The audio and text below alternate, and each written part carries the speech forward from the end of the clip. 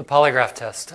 This is probably one of the most loved yet hated tools that we use as a resource.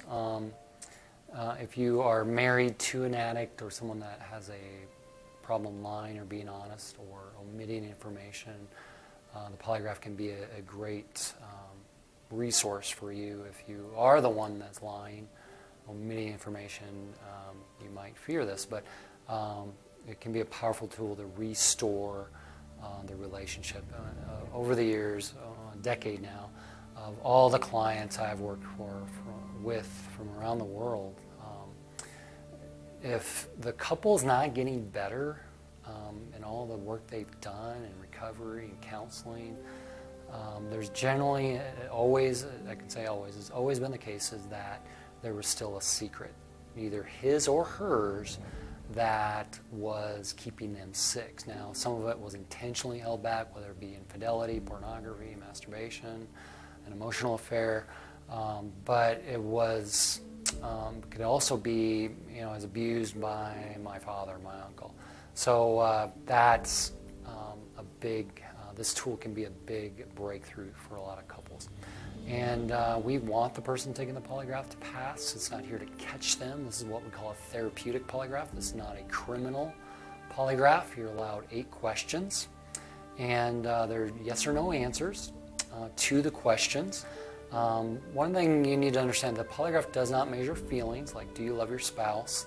We teach your belief behavior, because they can pass that question and an hour later show very unloving behavior. So it's not a good question to have on the polygraph. It does not measure fantasy, their fantasy life or thoughts, and it does not measure or predict the future. What it does measure is just strictly the facts. Did you or did you not do X, Y, Z? Now, do not have your partner take a polygraph if you're not going to believe the results, because you're just wasting your money and the clinician and the polygrapher's time.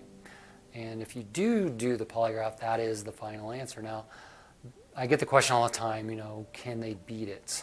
You find some research online, and a lot of it's bogus. Polygraphs, especially the digital ones, are very accurate. The government uses them all the time. People say, well, they're not permissible in court, but the military, police force, any Secret Service work, they're used all the time. So really the only way to beat it or pass one is to practice. Now, on occasion, I have had probably, I can count on one hand all the hundreds of these I've done with my clients. And my polygrapher does. I do not do them.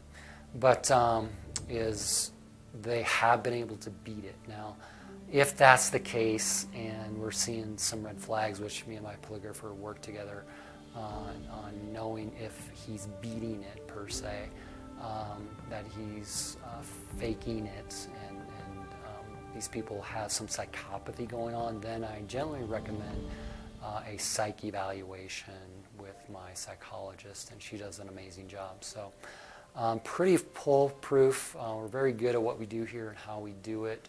So don't worry if your spouse or partner can beat it. And on occasion, some of the couples, they both take one. So, but I would say about 80% of the time, couples do them in our intensive program.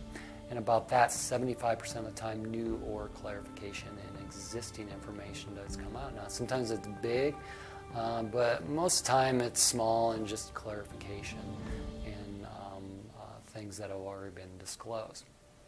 So hopefully that helps you on some information on the polygraph.